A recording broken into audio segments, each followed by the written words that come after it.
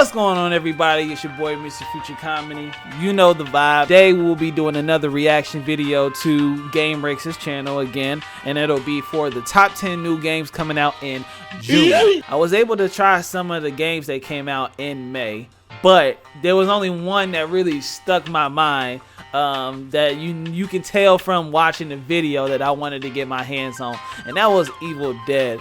And I'm not gonna lie, that game lived up to its hype max, and I definitely do plan on coming out with a video for that, so stay tuned for that future content. But not gonna talk too much, let's get straight into it.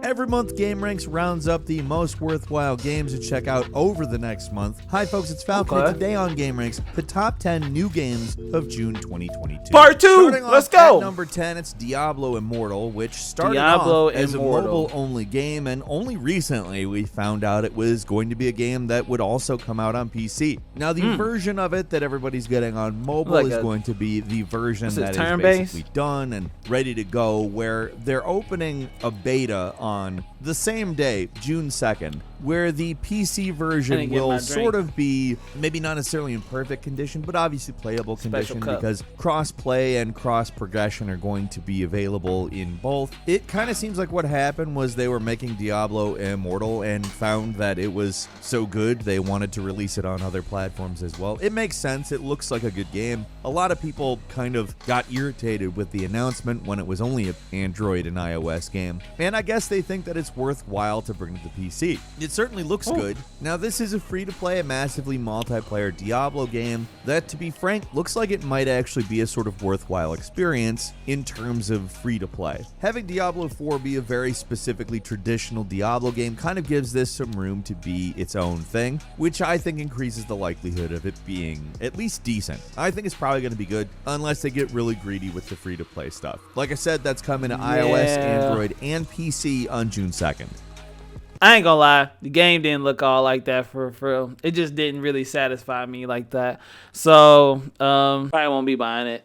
Number 9 is Cuphead, the delicious last course DLC, which is, of course, exactly as it describes the final big DLC. I've heard about this before. It also introduces the new character in the form of Miss Chalice, begging the question if they're finally starting to think like an about old school not TV. just sequel possibilities, given how big of a media franchise Cuphead has basically become. Oh, there it is. Obviously, right that would make a large amount of sense, given Cuphead is, I mean, a great game, and for all intents and purposes, all of the spin-offs, animated series, etc., has all been pretty successful, and people want more Cuphead. Well, for one, this is more Cuphead, so if that's what you're jonesing for, this is where you go for now, but I also have a feeling it is a bit of a preview of things to come in terms of adding more characters and more stuff, more moves, etc., which is something we, of course, like to see. Cuphead, the delicious last course DLC, is coming to all platforms. Cuphead is on June 30th.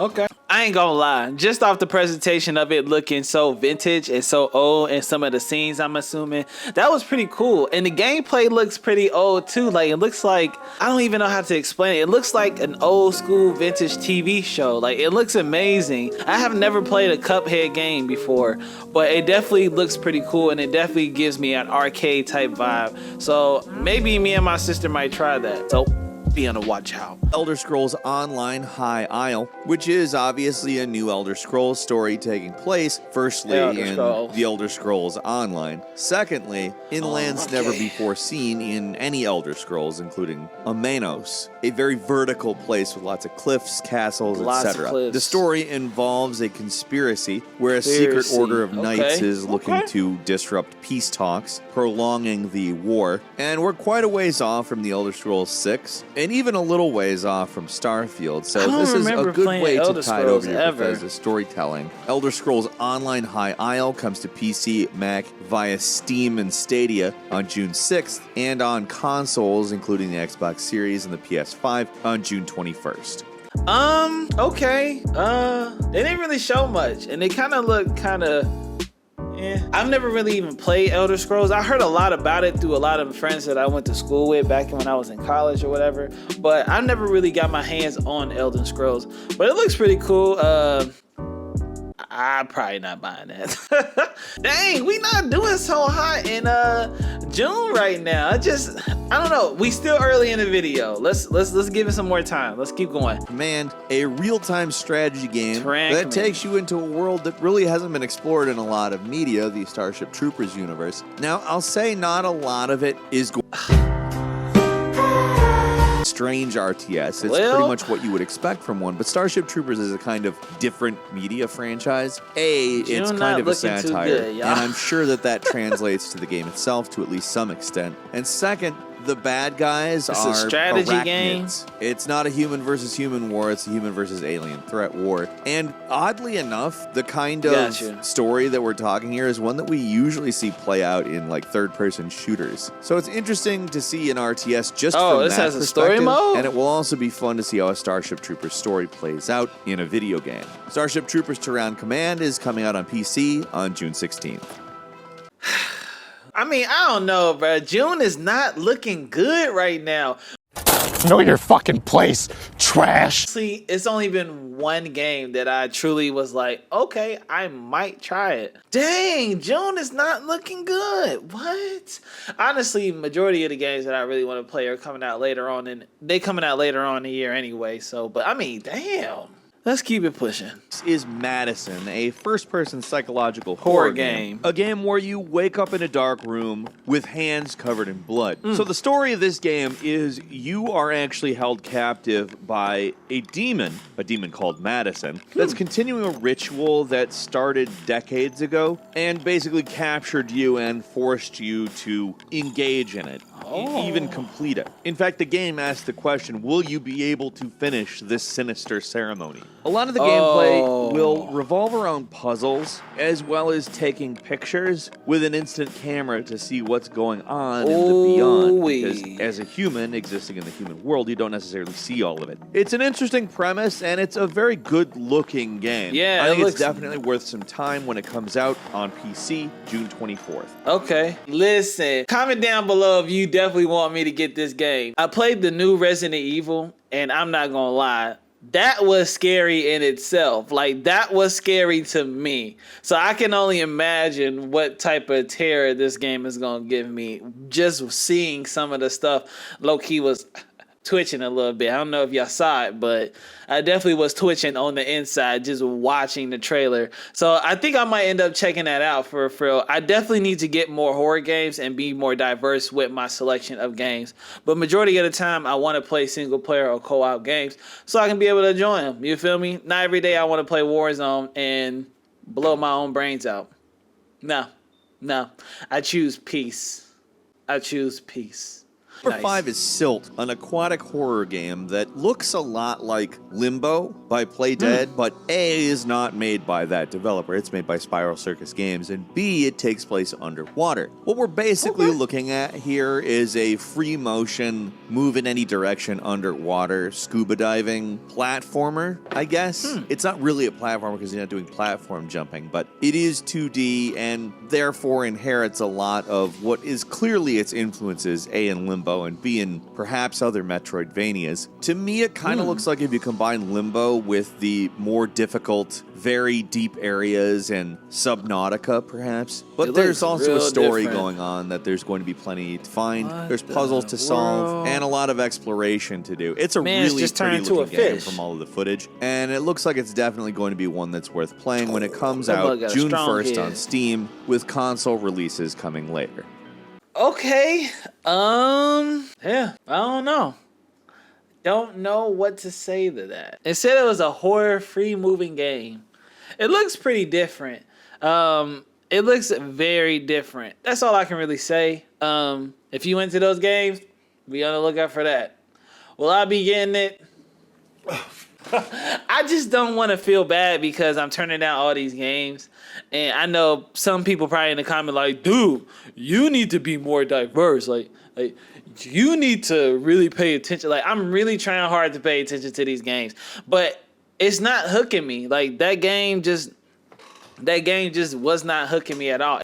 And number 4 is Fire Emblem Warriors 3 Hopes, a spin-off of Fire Emblem 3 Houses. Not technically a sequel or a mainline entry. And if you're looking at it, you can probably tell pretty quickly that this is not a turn-based tactical JRPG, but in fact a Warriors-style game where you fight hordes of enemies, a la Dynasty Warriors. I was just gonna say, look, just like Dynasty Warriors, etc. Now, as we know, Koei Tecmo has figured out that open-world versions of these games is not something you should do. Dynasty Warriors 9, I'm looking at you, and it looks like they're just giving a action-focused Fire Emblem Warriors type game where you'll obviously experience more stories in that world, even featuring some of the characters from Fire Emblem 3 Houses. Honestly, the spin-off Warriors games are usually the ones that I enjoy the most. They always include something unique to the property themselves, and I'm looking forward to seeing exactly how that plays out for Fire Emblem. Fire Emblem Warriors 3 Hopes comes to Nintendo Switch on June 24th.